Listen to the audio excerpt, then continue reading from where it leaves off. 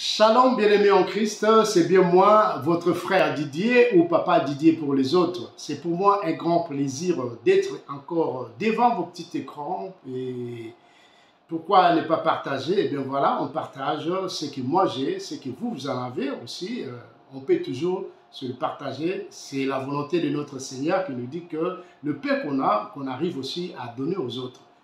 Quand on dit ça, ce n'est pas seulement la bouffe, ce n'est pas seulement l'argent, mais c'est ces paroles, c'est plus important encore, la parole de Dieu que nous devons partager avec les autres. Parce qu'avec la parole, bien aimée, on arrive à se mûrir, à se forger encore un caractère très dimensionnel. Comme ça, nous pouvons affronter encore nos ennemis bien facilement parce que sans la parole, bien aimée, on n'est rien. C'est pourquoi je vous ai apporté cette parole, c'est-à-dire que ce sera un jet de questions-réponses. Moi, je vous pose une question sur la connaissance biblique, bien sûr, des petites questions. Et vous allez prendre un bout de papier ou un A4 ou un bloc-notes, vous écrivez juste la réponse. Et on verra à la fin comment ça va se passer. Si vous avez une bonne note, eh bien, que Dieu soit loué. Si ce n'est pas le cas, bon, ce n'est pas grave. Bon, petit à petit, comme on dit, quand on est enfant, on nous donne encore le lait maternel et petit à petit, nous allons grandir pour avoir la nourriture très forte. Donc là, nous allons essayer de prendre le lait comme ça. Avec le lait, nous allons grandir petit à petit. Si ça marche bien, ben voilà, vous allez mettre vos commentaires sous la description et si ça marche, ça va. Si ça ne va pas, ben voilà, on verra ce qu'on peut faire. Mais je crois qu'avec l'inspiration divine, ça va aller, que le Saint-Esprit nous donne encore beaucoup plus d'inspiration pour que cela ne soit pas une première fois. Parce que c'est très important. Vous vous rendez compte, lorsque l'ennemi est allé tenter notre Seigneur dans Matthieu 4, dans le verset 3 et 4, il dit à notre Seigneur, si réellement vous êtes le Fils de Dieu, eh bien, vous voyez ces pierres, transformez-les en pain. Jésus ne lui a pas donné le temps. Il lui a répondu directement. Il lui a dit que non. Il est aussi écrit, voilà, il est aussi écrit que l'homme ne vivra tout seul, pas seulement du pain, mais de toute parole de Dieu. Voilà, ça c'était la réponse complète que Jésus a répondu. Et là, du coup, l'ennemi s'est dit, oh, ce gars, il connaît un peu trop aussi. Hein? Et après, il l'a amené au top, au sommet d'une montagne, pour dire à Jésus de tomber. Parce qu'il est écrit que non, les anges vont lui donner un coup de main, il ne va pas tomber sur terre, mais après, les anges vont le prendre dans leurs mains. Oh, non, non, non. Là, Jésus l'a répondu aussi, et voilà, et on comprend la suite. Ce n'est pas le but de notre jeu aujourd'hui. Tout simplement, je voudrais vous faire savoir que non, si notre Seigneur a été vraiment digne de répondre à tout cela, et pourquoi pas nous? Et puis, il nous a dit que si lui-même est l'arbre avec toute sa fraîcheur, et nous, nous sommes que de l'herbe qui sont déjà sèches, donc comment pouvons-nous faire? Donc, nous devons faire tout de notre mieux, bien-aimé, pour que nous quittons le tap que nous avons, c'est-à-dire que nous devons progresser. C'est comme si on est dans le parvis, nous devons tout faire pour arriver dans le lieu saint, et du lieu saint pour aller au lieu très saint. Donc voilà un peu le processus. Donc nous allons commencer petit à petit. Ça me fait un peu de la peine de voir des gens, des fois, on pose des questions aux chrétiens, à nous, aux chrétiens, et pas seulement à vous, hein, mais à moi aussi, ça peut arriver. Hein. On nous pose des questions et on n'arrive pas à répondre. Et vous êtes chrétien, monsieur? Oui, je le suis. Est-ce qu'il y a combien de livres dans votre... Juste une question comme ça. Il y a combien de livres dans votre Bible? Et vous commencez à gratter la tête. Ça peut être... Donc voilà, on hésite. Ce sont des questions qu'on pouvait répondre directement. Bon, voilà. Je ferme la parenthèse. Donc, je voulais dire que la Bible est la seule parole de Dieu, appelée aussi l'Écriture, que nous, chrétiens, nous prenons en considération.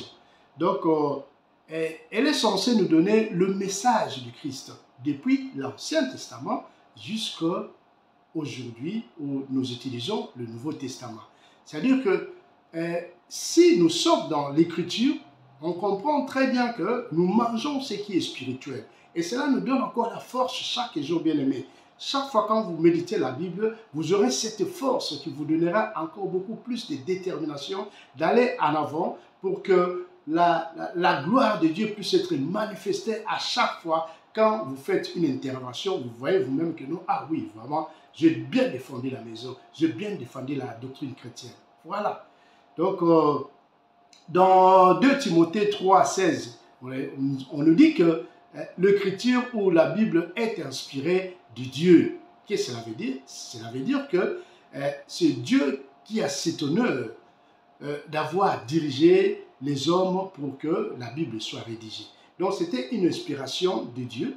Dieu les a inspirés pour écrire. Donc ce ne sont pas eux, c'est pourquoi nous appelons la Bible comme étant une écriture divine. C'est Dieu qui les a inspirés pour qu'ils écrivent ces livres, ce fameux livre, je veux dire.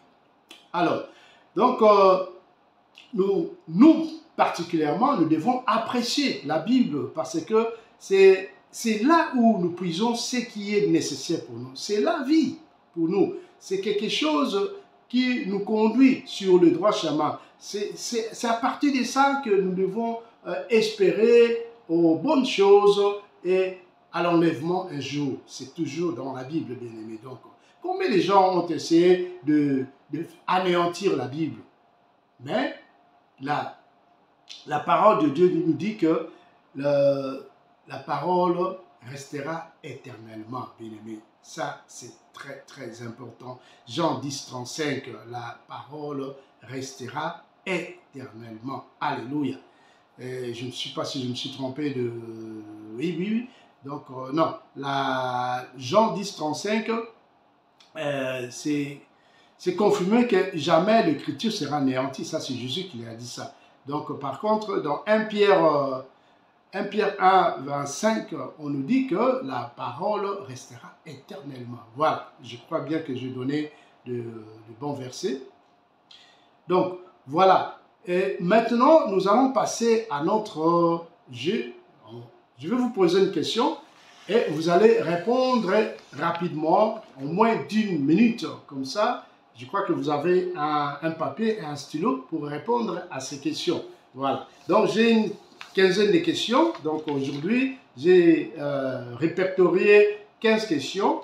Et on verra bien la semaine prochaine si nous pouvons encore continuer dans cette série. Donc, voilà, ça sera très bien. Des petites questions, mais qui nous apprend en tout cas beaucoup plus sur la parole de Dieu. Donc, j'espère qu'à la fin de cet examen ou de cette interrogation, chacun de nous, moi aussi, bien aimé, nous allons profiter de quelque chose. Donc, il y aura beaucoup plus dans notre vie chrétienne. Alléluia. Donc, nous commençons sans plus tarder. Et la première question est celle-ci. Donc, soyez prêts. J'espère que vous avez votre stylo. Voilà, vous avez votre stylo et un papier avec vous. Donc, vous notez juste des réponses. Alléluia. Voilà. Donc, la première question est la suivante. Combien de livres comprend la Bible? Tac, tac, tac, tac, tac, tac, tac, tac, tac, tac, tac, tac, tac, tac, tac, tac, tac, tac. Là, ça sera moins d'1 seconde. Je n'ai pas ma montre ici avec moi. C'est pas grave. Je vais juste imaginer une seconde. Tac, tac, tac, tac, tac, tac, tac, tac, tac. Voilà, j'attends. Je crois, oui, je crois que vous avez écrit sur votre papier la réponse. Eh bien, la réponse est 66 livres. Alors, dans cette question, il y a deux questions, deux ou trois sous-questions. Donc, les sous-questions sont les suivantes. Première sous-question, combien de livres dans l'Ancien Testament? Tac, tac, tac, tac, tac, tac, tac, tac, tac, tac, tac, tac. Allez, allez-y. Allez. Fais voir ta connaissance, bien-aimé. Allez, vas-y. Oui, c'est juste un jeu. Nous faisons un jeu. Si tu ne le trouves pas, ce n'est pas un problème. Tu fais un trait et tu attends une autre question. Allez, donc il y a 39 livres dans l'Ancien Testament. La deuxième sous-question, combien dans le Nouveau Testament? Combien de livres nous avons dans le Nouveau Testament?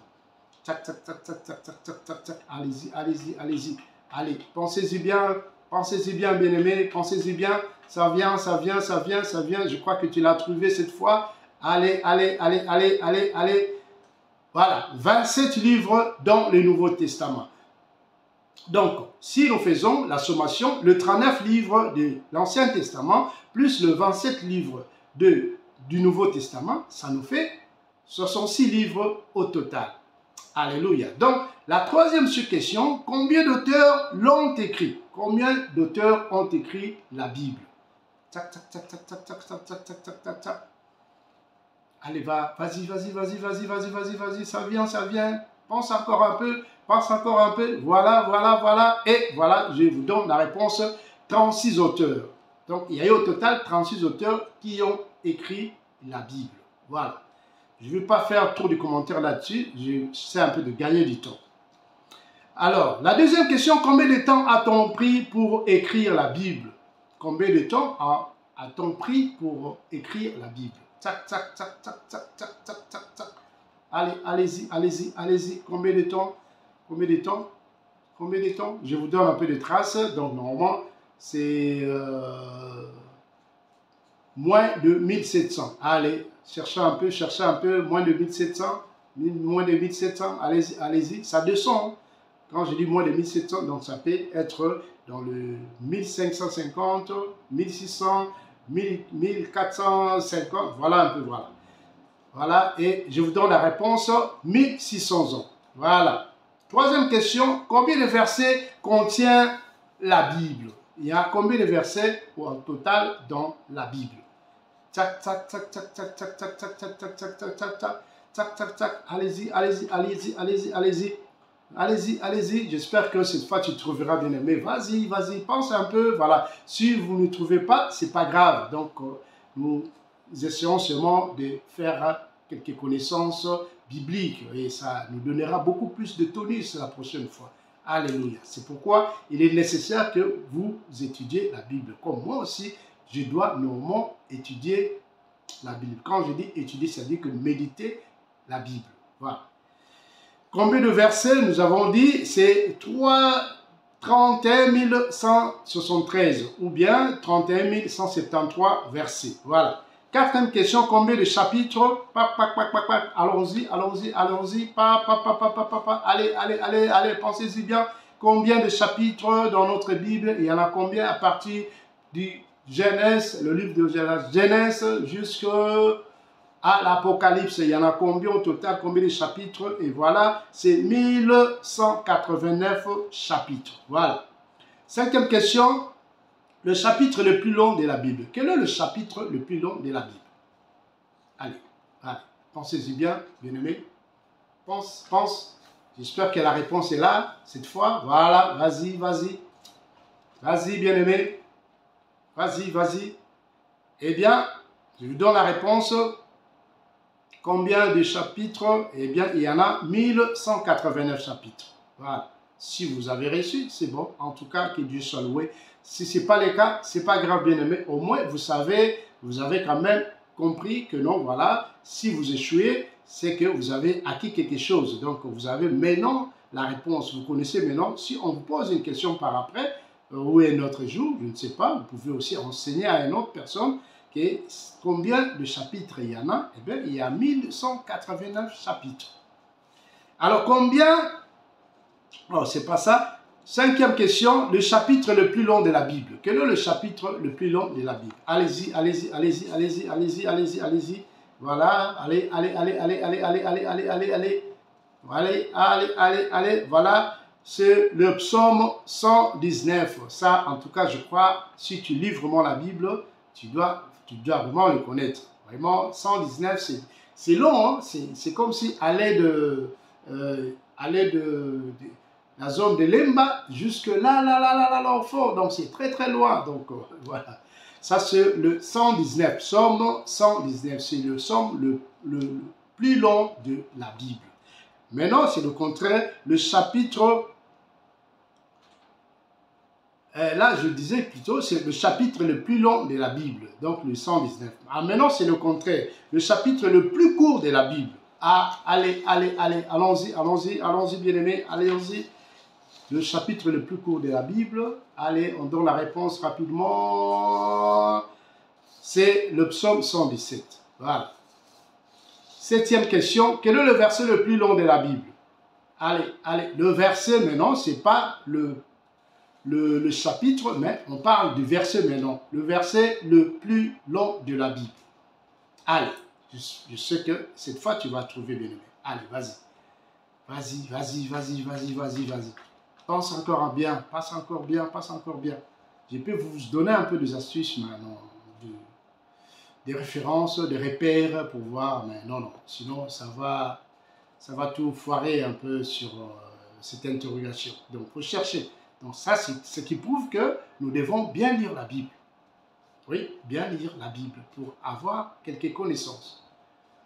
Alors, le verset le plus long de la Bible, c'est Esther 8, verset 9. Le verset le plus long de la Bible. 8e question, quel est le verset le plus court de la Bible? Allez, allez, allez, toujours les contraires maintenant, le verset le plus court de la Bible. Allez, allez, allez, allez, allez, on y va, on y va, on y va, on y va, on y va, on y va, on y va. Voilà, c'est Jean 11, 35. Jean 11, 35. Voilà. Quel est ça c'est la 9e question. Quel est le verset central de la Bible? Verset central. Par central, on comprend que c'est le verset qui est le plus parlé. Beaucoup de gens, presque tout le monde, en tout cas sur le 100% de personnes, il y a au moins 90% doivent connaître ces passages. Ils en parlent chaque fois, chaque jour, et c'est plus important. Voilà. Ça, c'est un repère que je vous ai donné. Allez, allez, allez, allez, allez, allez, allez, allez, allez. Voilà, le verset central de la Bible, c'est Jean 3, 16. Jean 3, 16. Voilà. Car Dieu a tant aimé le monde qu'il a donné son Fils Jésus-Christ, afin que quiconque croit en lui ne périsse point, mais qu'il ait la vie sauve. Alléluia. 10e question, voilà, qu'est-ce que signifie ce mot Genèse? Allez, rapidement, le temps passe rapidement, voilà. Qu'est-ce que signifie le mot Genèse? Allez, cette fois, je crois que tu as déjà entendu parler de ça. Genèse. Allez, bien-aimé, allez, vas-y, fais un effort cette fois. J'espère que tu as déjà trouvé, tu l'as écrit sur ton papier. Genèse signifie commencement, voilà. La question 11 maintenant, qu'est-ce que signifie le mot exode? Exode. Allez, vas-y, exode. Quand le peuple juif, les Israéliens ont quitté l'Égypte pour aller dans le désert afin de célébrer l'Éternel. Voilà. Qu'est-ce que cela veut dire? Exode, ça vient du mot exire en latin. Et on voit souvent dans les portes, si nous allons faire de petits besoins, nous sommes quelque part et on voit, on nous fait regarder que voilà, ça c'est, voilà. Je crois que vous avez compris, voilà. Au cas où peut-être il y a une turbulence, il y a un accident, il y a un problème, et il faut fuir, il faut trouver, voilà. C'est la sortie, voilà. Exit. Souvent dans nos toilettes, on écrit exit, donc il faut aller de ce côté. Si vous finissez votre petit besoin, il faut aller sortir de ce côté. Même dans les magasins, on voit que non, si vous suivez à l'aéroport, on voit exit. C'est ça, exir. Donc, ça vient du mot latin, exir, qui signifie sortir. Le verbe exir. La question 12 maintenant, qu'est-ce que signifie le mot apocalypse? Apocalypse, c'est là-bas à la fin, c'est le dernier livre de la Bible. Apocalypse, vas-y, bien aimé. Apocalypse signifie, ça au moins tu as trouvé, je crois. Voilà. Apocalypse signifie la fin des temps. La 13e question, quel est le nom du premier martyr chrétien? Alléluia. le premier martyr chrétien. Vous vous souvenez dans le livre des Actes, quand les apôtres ont commencé leur boulot, ils voulaient vraiment tout faire pour que l'évangélisation prenne son élan. Et là, il y avait le début, il y avait ces gens qui étaient là pour commencer l'évangélisation. Et parmi eux, il y avait un qui était devenu martyr. Alléluia. Bien-aimé, vas-y, cette fois, je crois que tu l'as trouvé. Tu as trouvé le nom de ce gars. Voilà, c'est un grand gars. C'est vraiment un homme de Dieu, bien respectueux, qui avait la confiance à l'Éternel. Oui, on l'a lapidé, bien-aimé. Oh là là là là, mais voilà, il n'a pas cessé de crier. Même en mourant, il a dit, oh, pardonne-leur, Dieu, de ce qu'ils ont fait, Seigneur. Alléluia. C'est le diacre Étienne. Voilà. Nous avons maintenant la 14e question. La 14e question est la suivante. Quel est le chapitre médian de la Bible? Eh bien, quand nous parlons des chapitres médians, c'est-à-dire que c'est ces chapitres qui se trouvent juste au milieu, c'est-à-dire que qui fait le milieu de la Bible. Voilà, je crois que c'est ça, si je veux bien l'expliquer. Médian, c'est le milieu. Voilà. Donc, allez, vas-y, nous sommes presque à une question près. La dernière question va venir jusque-là. Voilà, la question 14, c'est... Voilà, c'est le psaume 117. Et voici maintenant la dernière question. La dernière question, bien aimé, je ne sais pas s'il y a combien déjà jusque-là, mais la dernière question, face à ce que tu puisses réussir au moins ça. La 15e question, combien de proverbes contient la Bible? Combien de proverbes contient la Bible? Allez, c'est la dernière question. Vas-y, bien-aimé, vas-y. J'espère que tu vas les trouver déjà. Vas-y, bien-aimé, vas-y. 3000 proverbes. Voilà, ça c'est la réponse finale pour aujourd'hui. Alors, voilà, bien-aimé, vous faites un peu la sommation, la moyenne, si vous avez déjà 8 points, donc c'est-à-dire 8 bonnes réponses, cela veut dire que ça va, vous êtes quand même au-dessus de la moyenne.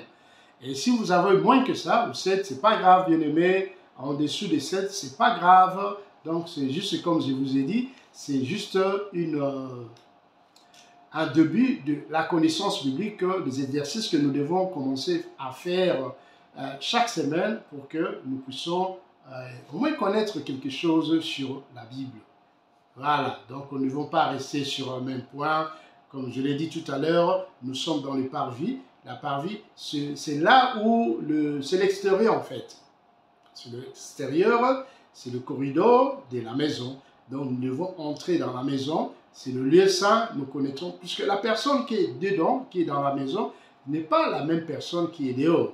Quand quelqu'un qui est à la maison, donc il comprend au moins, ah voilà, il y a ça, il y a ces chaises, il y a ça, il voit tout. Et voilà, il est content. Donc il va, quand on voit ces choses, c'est vrai que tu comprends, tu comprends les choses de la vie, de la Bible, comment ça se passe. Voilà. Et quand vous êtes dans le lieu très saint, c'est là où l'opportunité nous a été donnée par notre Seigneur Jésus-Christ, quand, voilà, le rideau s'était coupé en deux et nous avons eu accès à cela pour comprendre encore plus les choses spirituelles, bien aimés. Petit à petit, c'est-à-dire qu'on va commencer à apprendre petit à petit, jusque pourquoi pas arriver dans la dernière étape, le lieu saint, où nous allons encore beaucoup plus connaître sur la parole de Dieu. C'est-à-dire que le Saint-Esprit va encore beaucoup plus nous assister afin que nous ayons cette connaissance où la Bible nous dit dans Jérémie 33:3 que les choses cachées vous seront révélées. Bien aimé. Alléluia. Donc, donnez temps au temps, c'est pas grave, nous verrons bien après comment cela va se passer. Si vous avez des commentaires, vous le faites dessus et si ça vous plaît, et bien voilà, nous allons continuer, sinon bon. Nous allons passer à autre chose. Voilà, mais c'est pas grave, on verra. Moi, je ne fais que diriger par le Saint-Esprit. S'il me dit de continuer, bien, je vais continuer. Ceux qui sont intéressés, ils peuvent toujours suivre ces programmes. Je crois que c'est très important pour nous, les enfants de Dieu, pour que nous puissions encore connaître encore plus. Puisque personne ne connaît trop. Nous connaissons juste un peu et le reste, cela revient à notre Dieu. Alléluia. Merci en tout cas d'avoir suivi cette émission. Que la paix du Christ soit dans vos maisons. Et je vous dis à la prochaine. Merci au nom du Père et du Fils et du Saint-Esprit. Amen.